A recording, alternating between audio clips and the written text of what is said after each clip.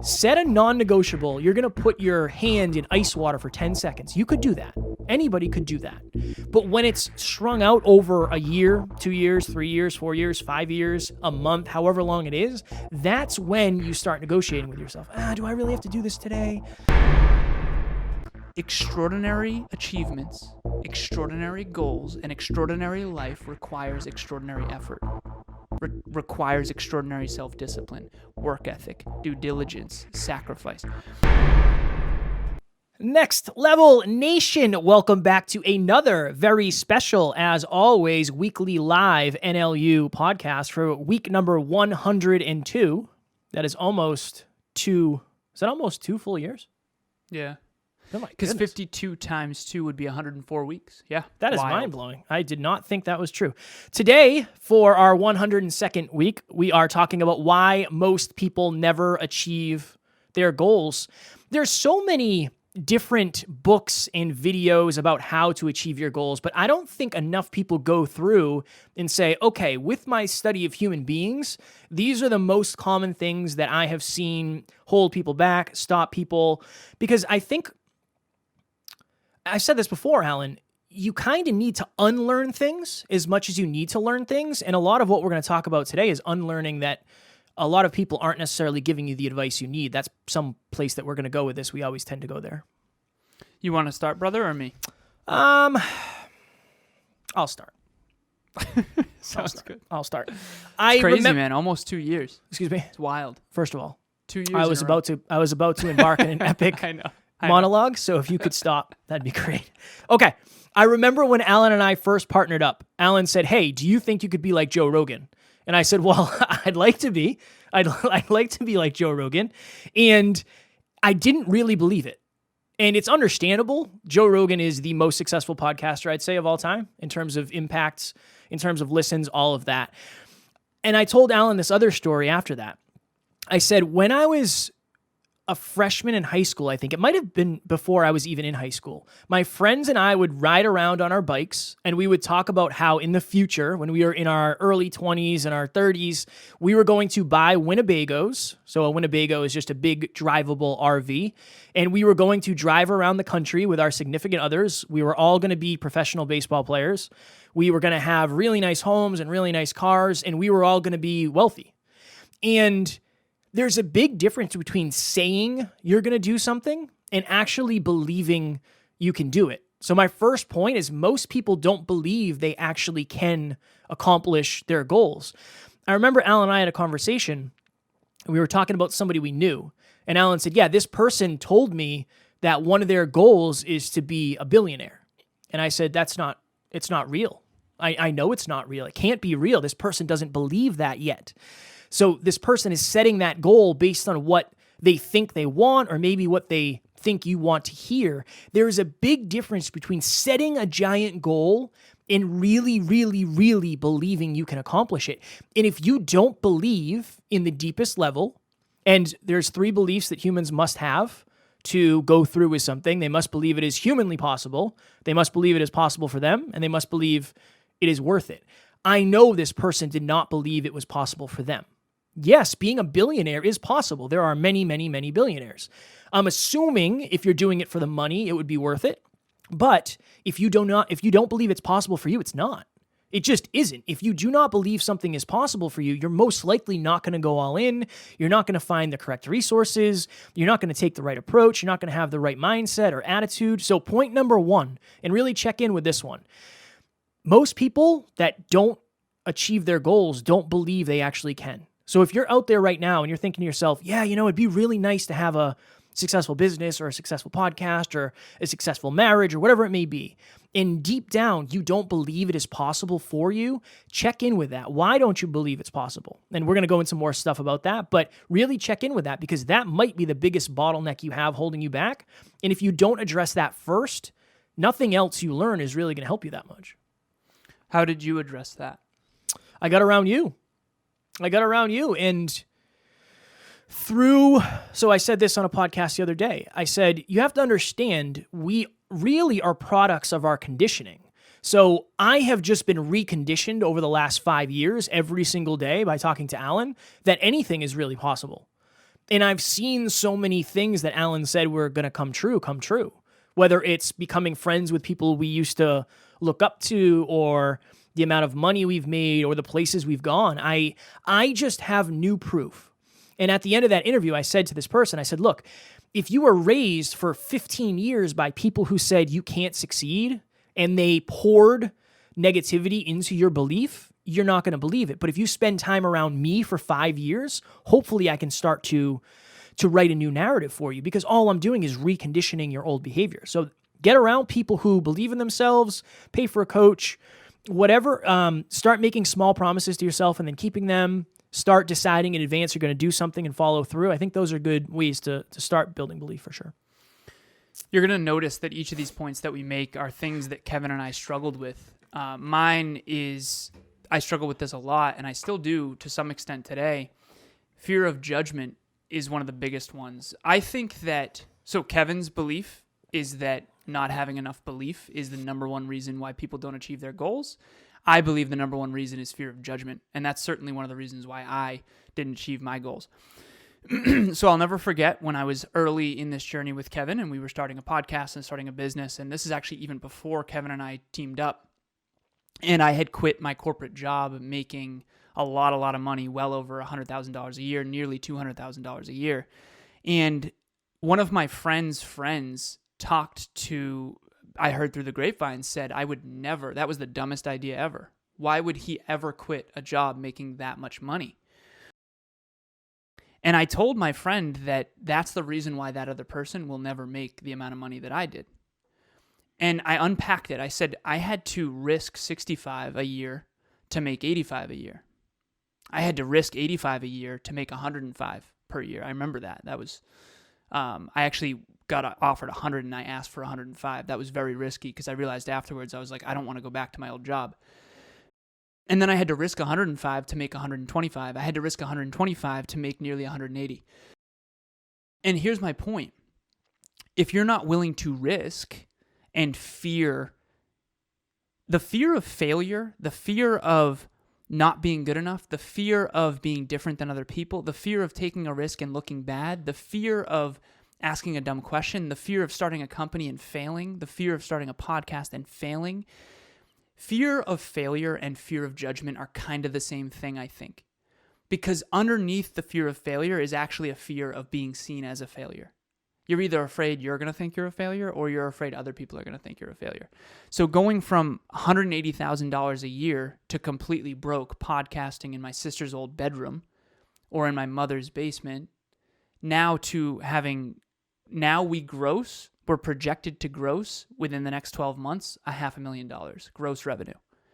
And so that person who was making fun of me through the grapevine, egg on them, egg on their face.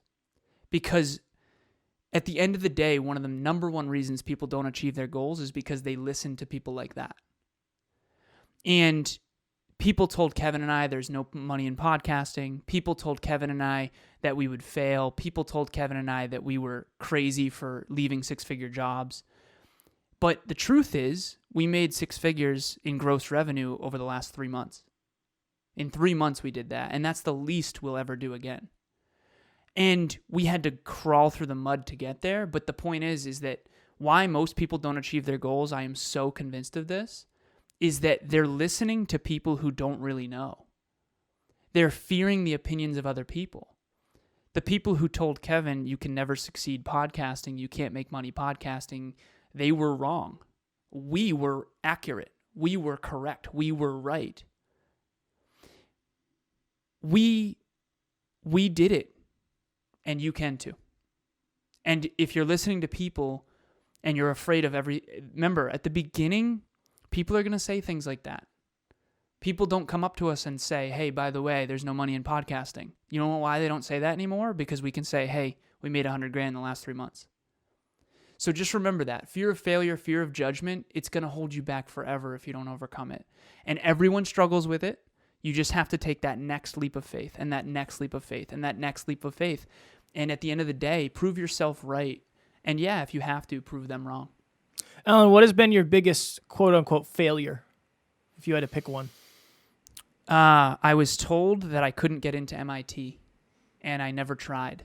I went to WPI, and it's kind of like a mini MIT. It's a tech school. But the reason why I consider that my biggest failure is because I didn't try. I allowed someone else's opinion to stop me from even trying. I got into Ivy League schools. I got into Tufts. I could have got in, and I shouldn't have listened to him. I should have applied. I would rather, that to me is a bigger failure than any of the, screw ups that we've done. It's a bigger failure to have listened to someone else and say, oh, you'll never get into MIT. It's like, now it's so obvious. MIT's looking for people like me. And, I got straight A's in math my entire career, my entire life, my entire academic career, I should say. I totally could have gotten in, and I should have at least tried. I would rather try and not get in than never try at all. And that is one of my biggest regrets. I applied to 2 schools back in the day, Fitchburg State and Dean College. Kid got into them both. Didn't go to either of them. I spent $250 on At least you tried. applications. So imagine this.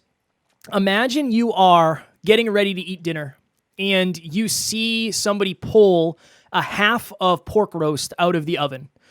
And you look at them and you say, hey, why did you cut that in half? Why is there only half the roast? What did you do with the other roast? And they said, oh, my mom before me, she used to do all the cooking in my family. And I don't know, she used to do it. So I assumed that was what had to get done. And you just said, okay, yeah, interesting. That seems right. Okay. Then you get to meet this person's mother and you say, hey, I was talking to your daughter the other day and she mentioned the fact that you always cut the roast pork in half before you put it in the oven. Why did you do that? I'm just wondering. I'm just curious. I'm not judging or anything. I'm just curious. And she said, you know what? I don't know. I always saw my mom do it and it just kind of stuck with me and we've just kind of passed on that tradition. And then you continue going down the series of relatives and you get to the end of this hypothetical relative situation. And you say to the first person who ever did this, hey, I talked to everybody else in the family, everybody who has ever cooked this pork roast, and I'm just wondering why every single person cut it in half before they put it in the oven. I don't get it. I'm just confused. And this person says, oh yeah, when we started cooking them, our ovens were so small, you could only fit half a roast in. It wasn't wide enough to get the whole thing in. So now for the next however many generations, people just did the same thing. Okay? So my point I'm making here is, and Alan already spoke to it a little bit, you're listening to the wrong people. Imagine if you grew up in a family that was filled with people who chased their dreams and didn't succeed. What do you think the narrative would be? I'm sure that family and that person in your family, whoever it was, would have a million reasons why you can't achieve your goals. Now, vice versa. Imagine if you grew up in a family of successful entrepreneurs where self-improvement and personal development was a daily habit. And you said, hey, I really want to accomplish blank.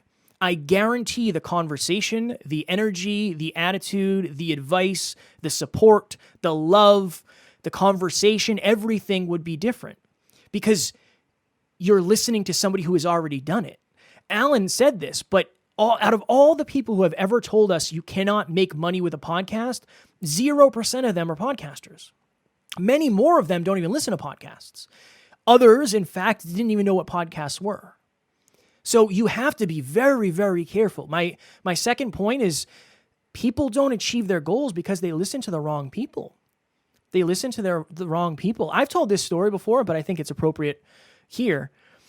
In one of my old relationships, my ex-girlfriend wanted to go across the country and chase her dreams. She wanted to move we lived in Boston at the time. She wanted to move to California.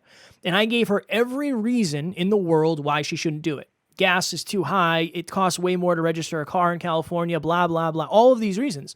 Luckily, she ended up leaving me and going and chasing her dreams because if she had listened to me, I would have been wrong. I would have been wrong because she ended up going out there and doing her thing, which is wonderful.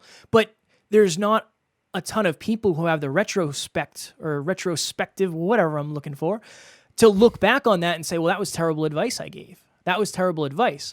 I was on a show the other day. As you know, Alan and I frequent many other podcasts, which we're very grateful for. Shout out to Laura, who has been crushing it.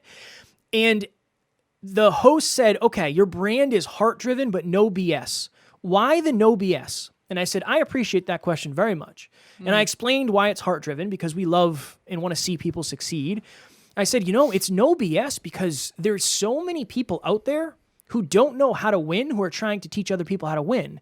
There's so many people who have gotten lucky that are trying to teach people how to get lucky. There are so many people out there who aren't succeeding, who are quite literally trying to teach people how to succeed, and we don't want to see that. They're listening to the wrong people.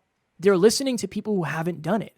And if that's something you're doing, you got to be very careful. Whether it's the people closest to you or the people across the globe on the interwebs, you got to be very, very careful to who you listen to, because that is a major, major reason many people do not achieve their goals. So we talked a little bit earlier about my alma mater, Worcester Polytechnic Institute. And when I first went to WPI, that was my dream school, and I was super excited. And there's a lot of different majors that you can do there. It's a tech school. And a lot of different versions of engineering. So it's an engineering school primarily, at least in undergrad. And I remember I was choosing, and I wanted to be an electrical and computer engineer. And I was told right up front, like, Alan, this is the second hardest major at this school. This is going to be really, really challenging. There was mechanical engineering, and there was biomedical engineering. There was a bunch of different ones, civil engineering, all these different ones. And the first most challenging major, according to what I was told, was chemical engineering. So chemical engineering was number one, electrical and computer engineering was number two in terms of the most difficult majors at one of the most difficult schools. WPI is notorious for being an extraordinarily difficult school, not only to get into, but to succeed at. So I chose one of the most challenging majors, and my goal was to graduate with high distinction, and fortunately I surrounded myself with some of the most intelligent people I could possibly find. And I made it through. And eventually I did graduate with a 3.4 GPA and high distinction. Now, fast forward, I leave engineering and I go into corporate, and I work for a company called Tyco Safety Products. It's now called Simplex Grinnell. And I'm designing circuits behind a desk one summer, and I decide I love people. I don't want to do this the rest of my life. What should I do? I end up emailing one of my mentors, and at the time, my hero was Steve Jobs. And I wanted to be a Fortune 50 CEO of a tech company. That was my dream. Just like, Steve Jobs, the CEO of Apple at the time, RIP. And I emailed my mentor, and I'm like, should I go back to school for my MBA? And so I do. I end up going back for my master's in business administration. Now remember, up front, I was told electrical and computer engineering was really difficult. And in comparison to electrical and computer engineering, my MBA felt like an absolute piece of cake. It felt so easy to me. Two reasons now in hindsight. One, business has always come really easy to me in general. I think it's my genius zone. Two, it's just easier. It's an easier major overall. So the point that I'm making here is that one of the reasons why most people don't achieve their goals is because they believe that it's going to be easy. Okay, if you want to achieve something extraordinary, magnificent, achieve something great, it's going to be challenging. Electrical and computer engineering, I was told up front, this is going to be really hard. And then when I went into my MBA, I was like, holy crap, this is so easy in comparison. What if I was told electrical and computer engineering would be easy? If I was told that would be easy and I failed my first class, my very first electrical engineering class, it was actually computer engineering because I went down the computer engineering road. I failed. They call it an NR, no record. So you wasted that money. They actually don't give you an F. They just give you a no record, and you have to take the course over. My very first class in my major, I failed, going from straight A's in high school to a failure. And I stuck with it. But the reason I stuck with it is because I didn't have this myth in my head that it's supposed to be easy. I was told up front it's going to be really hard. And it was one of the most difficult things I've ever done was getting my engineering degree. So my point is this. If you're out there right now, and Kevin mentioned heart-driven but no BS, this idea that you can achieve great things and it's going to be easy, it's an absolute lie. It's a complete falsehood. Now, does every moment of every day have to be brutally challenging? No, okay? But you're never going to hear an Olympic athlete who wins a gold medal say, yeah, that was pretty easy. No, of course not. Extraordinary achievements, extraordinary goals, and extraordinary life requires extraordinary effort. requires extraordinary self-discipline, work ethic, due diligence, sacrifice. You're not going to achieve great things unless you're willing to do hard things. One more time. You're not going to achieve great things unless you're willing to do hard things. I failed many tests. I struggled and pulled all-nighters. It was really, really difficult, and I didn't tell myself a myth, a misbelief, a story that it was supposed to be easy. I'm at one of the hardest schools in the world, at one of the hardest majors in the world. Of course it's going to be challenging, but it's also going to be worth it. And that's also why I made so much money later on, and I'm still getting job offers today. And I don't say that to brag. I say it because I did hard work way back when. So it's the hard yards that you put in early that pay off way later. And just remember that. Hey guys, my name is Jacob Valdalon, and I just finished Next Level Group Coaching. When I joined, I wasn't sure what I was walking into. But during the entire course and the program, I figured out it's not something that I wanted to do, it's something I needed to do. They helped set me on the right path with learning how to do PPTs, peak performance tracking, and every 2 weeks I was gaining new awarenesses and getting a lot more happier, first of all, in my health, wealth, and love, but also winning more practically and tactically in business. So if you're looking to upgrade your life and get to that next level, definitely sign up for that group coaching. It's good to know if things go all over the place, we can send you back out into the field. If things get super bad, you know what I mean? We burnt those bridges a long time ago. No, I have very little skills in the marketplace, so we're gonna need you to pick up the slack if anything goes bad here. I had two very different calls with two very different clients last week. And for context, two podcasters have been doing it for at least a year each. One is probably 3 years. But I want you to think of this for a second. Okay. One of these podcasters wants to quit. Okay. So there's two of them. One has 10 times the downloads of the other person, at least 2 times the amount of episodes, has had the opportunity to work with many, 2, 3, 4, 5, 6x the clients, and has interviewed some really, really extraordinary people versus somebody who's relatively new who doesn't really get that opportunity yet.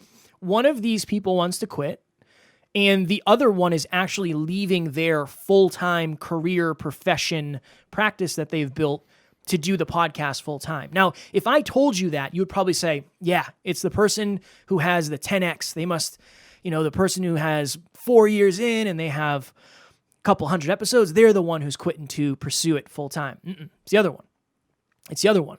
One of the biggest reasons people do not achieve their goals is because they quit. In the beginning of a journey, or any time before you have some sort of breakthrough, it looks like you're losing. Alan and I today, we do Marathon Monday, where Alan and I sit down at 10 a.m. and we get on Zoom and we discuss what episodes we're going to do, all of that stuff. Today, we recorded exactly 0 episodes because we were planning for the live event and a bunch of other things that are going on behind the scenes. Now, that might seem like it's a giant loss, but there's so many things that we're building and there's so much that we're learning that all of those potential small losses will be giant wins in the future. Now, this is the thing. When somebody quits, they lose the opportunity to learn all of the lessons they would have learned if they stayed in the pool for longer.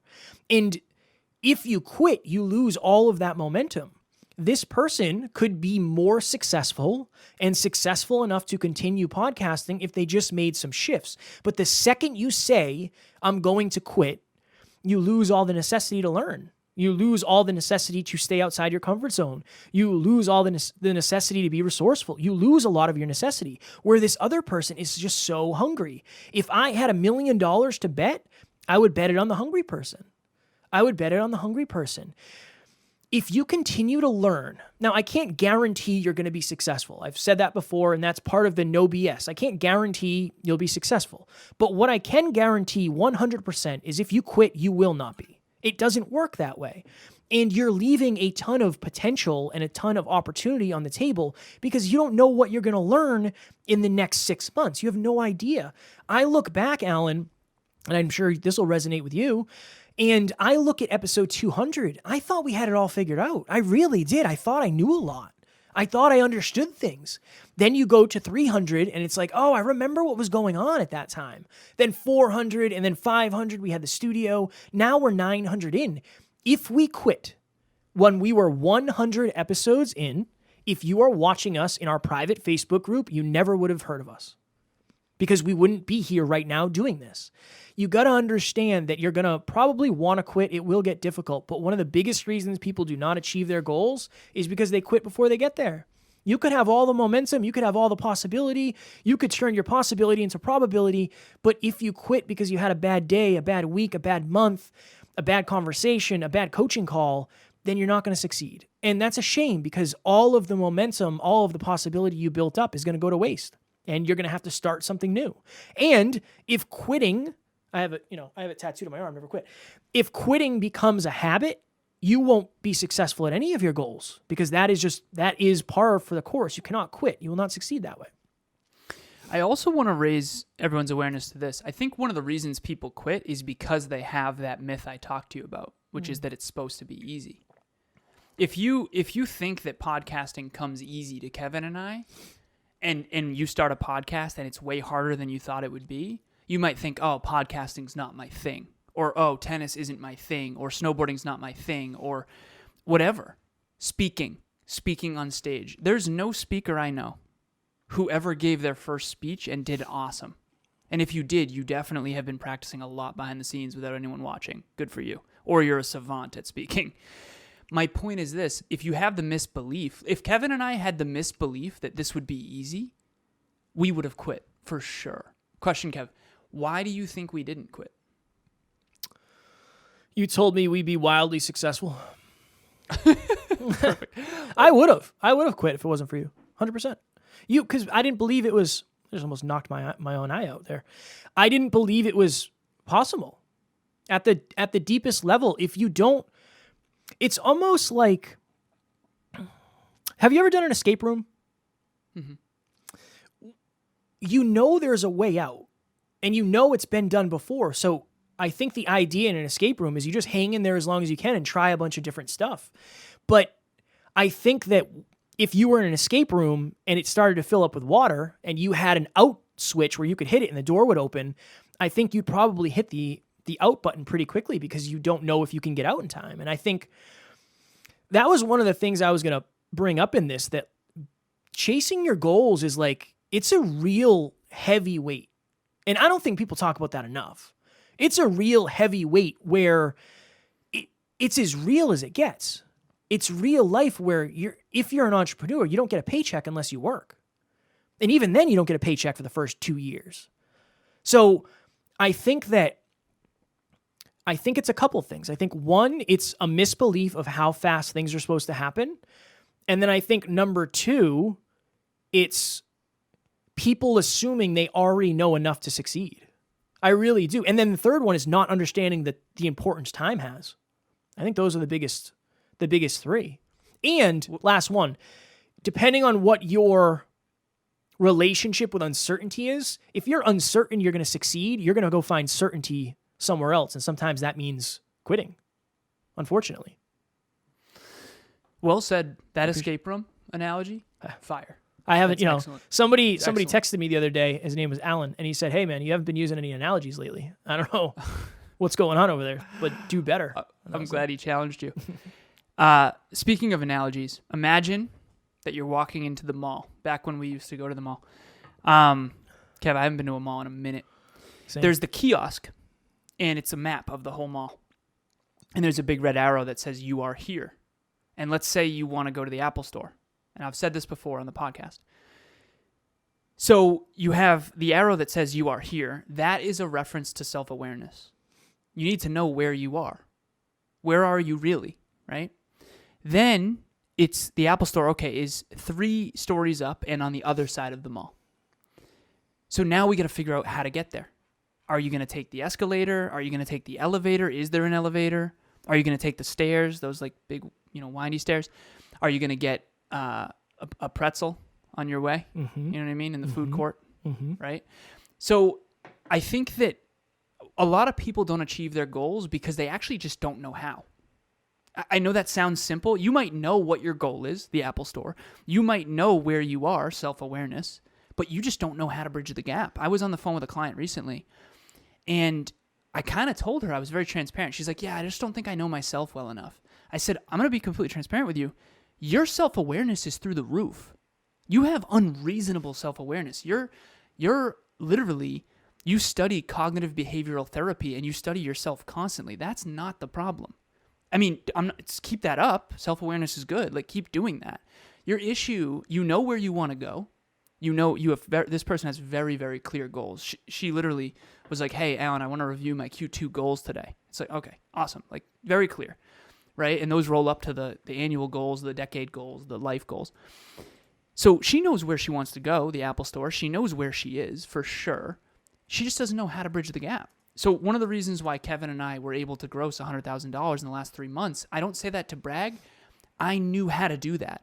I'm not just saying this. My clients are doing that too, some of them. I know how to do it. So it's one of those things where it's like, I remember Michael Burt said this to us, Kev. I didn't plan on bringing this up, but he's a coach too, Coach Burt. We had him on the podcast, I think in the 300s or the 400s. And I remember him saying, like, the truth is I just know how to do it. So when you hire me, I'm just going to teach you how to do it. And if Kevin and I didn't know how to grow and scale a global $1 million business, we wouldn't be on our way to that. Right now, Next Level Podcast Solutions is producing the podcasts of, according to Kevin today, 19 other podcasts in the self-improvement space. Now, I don't want to brag, but I am grateful for us because self-improvement is what I believe the world needs more of. And I'm so grateful for our team over there, Ron, Aaron, Kevin, Christina, unbelievable. And I'm actually a client because we have the Conscious Couples podcast, and I'm a client within NLU now because they produce that show. And personal development shows, I mean, we're just putting a lot of good in the world, and I'm really grateful. But here's my point. Our clients come to us because we know how to grow, how to start, grow, and scale podcasts. Why? Because Kevin and I have started, grown, and scaled a podcast globally. 120 countries, 500,000 listens, 500,000 in revenue coming up. We know how to do it. So maybe you're at the mall and you're like, okay, you are here. Maybe you want to go to the Apple Store. That's your goal. Great. Do you know how to get to the Apple Store? Are you willing to take the escalator? Are you willing to take the elevator? Do you have a guide? Or can you ask someone who works there and say, you know what? I know that the map says that the Apple Store is over here, but honestly, that's closed down. Where is the Apple Store? And they say, oh, that's right. We closed that down. The Apple Store actually moved over here. That map is outdated. That's what coaching is. So my point here is lack of clarity. You might not know how to do it. Why most people don't achieve their goals? One more analogy, and then we'll move on here. I don't know much about cars. I say this often. So when my car breaks down, I call someone or I bring it to the mechanic. And the reason why isn't because I can't learn cars. It's because I don't know a lot and they do know a lot. I don't know how to fix it. They do know how to fix it. I don't know what's wrong. They do know what's wrong. Now, I like to know enough to where I don't get, gaffed, for lack of better phrasing, in terms of how much they charge me. But at the end of the day, you might not be achieving your goals because you just don't know how. And there's a way to learn how. You can do it through books. You can do it through mentors. You can do it through podcasts. You can do it through courses. You can do it through coaching. If you're not achieving your goals, check in with your humility. Do I even know how to achieve that goal? Kevin and I are dieting for this show, kind of. We know how to lean up for the show. He's shaking his head. I don't know if he's dieting as much as I am. Emilia talked to me recently. She said, you've leaned up so quickly. It's wild. I said, well, right now I'm averaging about 1.7 pounds per week on average. And I lean up quickly because I know how. Not because I'm special, not because I'm great, but because I just know how to do it. So does Kevin. And he and I sometimes choose not to do it, and that's a whole nother story, right? But yeah, so maybe you just don't have enough clarity on how to actually achieve your goals. Maybe that's why you're not getting to where you want to go. A couple of weeks ago, for those of you who follow me on the gram, I think I talked about it on the podcast too, Taryn and I went to northern New Hampshire, and we rented this little cabin in the woods, and we went snowboarding, and it was awesome. But before we went, we had to get our snow pants and our jackets and all that stuff. And we have these big totes that are under our bed. And we have a little system where I will kneel down and I'll lift the bed up. I'll lift it up, and then Taryn will crawl under there and grab the tote. Sometimes she just does her work right under the bed. Other times she pulls it out. And it's fun. It's like a little game for me where I think to myself, okay, let me see how long I can hold this before my hands feel like they're going to fall off or my arms feel like they're going to fall off, whatever it may be. It's a little bit of a game for me. And I know in the back of my mind that under zero circumstances will I allow that bed to fall down on her, no matter what. Doesn't matter. I will put my head under there if I have to stop that from happening. We were at the gym recently, and we were doing legs together.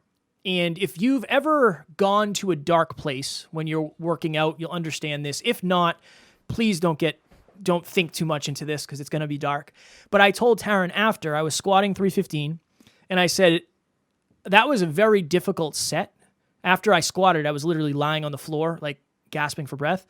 And I said, I pretended that somebody had you, and they said, if I didn't do 5 reps, I didn't get you back. And I said, it was a non-negotiable for me not to do 5 reps. I was going to do at least 5 reps. I don't care if my knees blew out. The point I'm making is if you want to be successful, if you want to accomplish your goals, they must be non-negotiable. The reason Alan is leaning out quicker than I am, it's non-negotiable for him.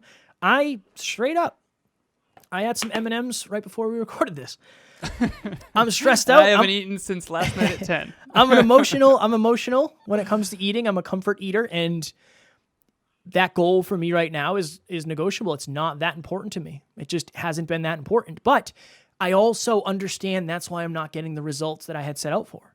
So if it's something that you're negotiating over, you can't get mad when you don't get the result. And again, maybe you're not lifting up a bed over somebody's head or doing squats, whatever it may be. But this is the other interesting part about that. If I said, hey, set a non-negotiable, you're going to put your hand in ice water for 10 seconds. You could do that. Anybody could do that.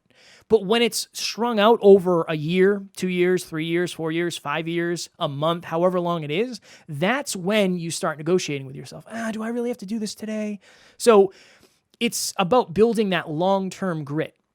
The examples I used were both pretty short-term, but the people who achieve their goals, again, Alan and I are good examples. I don't want to talk about us too much, but we're good examples of, look, it's been 5 years. It's been 5 years, and we're just now seeming like we're somewhat successful because we're accomplishing a lot of the goals that we set out for in the beginning, but our goals are non-negotiable. The reason we won't miss an episode is because we've told you all we won't miss it. It's a non-negotiable. It is. It just is. So set your non-negotiables and make sure you do not negotiate with them. Why most people never 3 minutes. achieve their goals? I know. Sorry. 2.5, actually, 2.5. Very last point here. You don't like structure. This is a hard one for me. I often say this, and I say it playfully, and it's true. I'm kind of the pain in the ass that you don't want, but you'll thank later.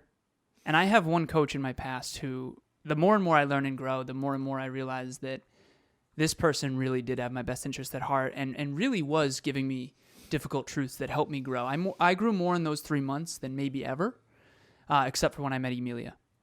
And I'm actually considering reaching back out to him. But my point is this.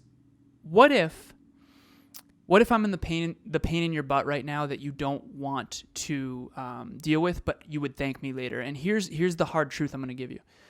You don't like structure. Human beings don't like structure. I have 25 clients right now or so. 5 of them are a different team, so 20 one-on-one, and then I coach a team as well. And all different industries, all different backgrounds, all different countries, all different ethnicities, all different cultures, and no one loves structure.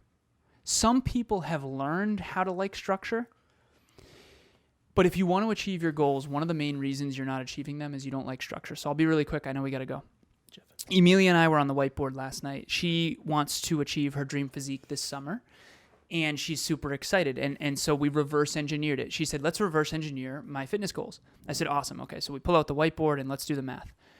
So between yesterday, which was the 20th of March, And July 4th, there was, according to our Alexa, was 106 days. So we divided 106 by 7 to figure out how many weeks. And we found out that there's 15 weeks between now and her, where she wants to be at her peak, her best. She's at 100. She wouldn't mind me sharing this, by the way. She's at 154 pounds right now, and she wants to get to 139. So that's 15 pounds.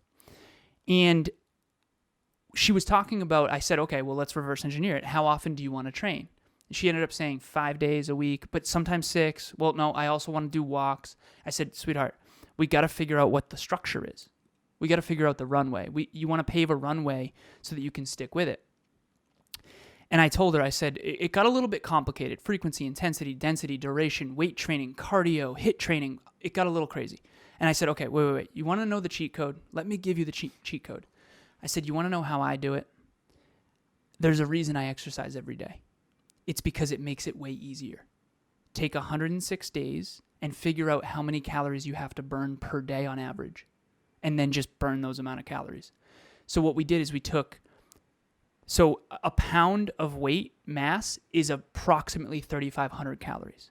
So we took 15 pounds, multiplied it by 3,500, and then divided that by the 106 days. It came out to approximately 500 calories a day. And I said, all you really have to do if you want to achieve this goal is eat in a 300 calorie deficit. So eat 300 calories less per day, and then burn at least 200 calories per day in exercise. It can be walking or weight training. It can be HIIT training. She has an Apple Watch, so just track it. And if you do that every day and never miss a day, you will hit your goal. That's the point. Nobody wants to do something every day because structure is boring, but it's the cheat code. I'll never understand this whole, I don't really feel like working out on the weekends. It just makes more sense for me. It's simpler, it's easier, and humans are habit creatures. So why most people don't achieve their goals is because they don't like structure, and structure is required to achieve goals. I had one more point, but we're not going to be able to get to it tonight because Hammer Alan quick. Honestly, the last one is they'd rather look like they're achieving their goals than actually achieve them. There was a video I saw the other day of somebody using a leg press at the gym, and on one side of the leg press, they had 5 45-pound plates, and on the other side, they had 1, and they were only filming the side where they had 5 45-pound plates on there. So it looks like they're really crushing it, and again, that's still pretty strong, but that person is not going to achieve their goals if they're living and optimizing their life so it looks like they are achieving their goals. I could go out and rent a Lamborghini right now, but that's not going to help us put money back into the business to ultimately buy a Lamborghini down in the future somewhere if I so choose. Next Level Nation, Amy, thank you. Next Level Nation, as always, we appreciate you. We are grateful. Could not do this without you. It's wild that we have been doing this every week for 2 years. I remember the first one, Alan's power went out and he did it from the RV and it was a whole thing and it was just wild. For those of you who might not be able to afford one-on-one coaching, you can't come to the event because you're not local. If you're listening to this live, we have a totally free course for you that is years of self-improvement into an hour and a half. There's downloadable worksheets. You can download the whole course. You can save it and take it at your own pace. Now more than ever, there is less excuses to not be growing at the rate you want. Whether it's money, it's free. Whether it's time, you can take it whenever you want. And if you don't want to do it alone, share it with a friend. It's free, so we really don't care. So click the link in the show notes if you're listening to this. Repurpose, if not, below, and we will see you there. As you know, we do a new group for group coaching every quarter, but only one per quarter with only 10 people. Group 5 through 1, so 5 groups have graduated. 50 people have graduated from group coaching. We have 50 people who have gotten to the next level in their life and who have been on a team of 10. You will achieve more on this group coaching than you will alone. It is meant to be a Mario Kart booster. You know how in Mario Kart when you get the mushroom and you can just keep hammering that thing, the extra glowy one? That's what group coaching is supposed to be. There's 6 sessions. It's bi-weekly coaching with Kevin and myself. We have a champion. His name's Greg. He's going to be in there. He's going to be the assistant coach every step of the way. Private WhatsApp group. Legacy by Design was the last group. Absolutely on fire. And you get to use our app to track your habits as well. So accountability, consistency, structure, discipline. Achieve more in 90 days than you ever have. Join us for Group 6.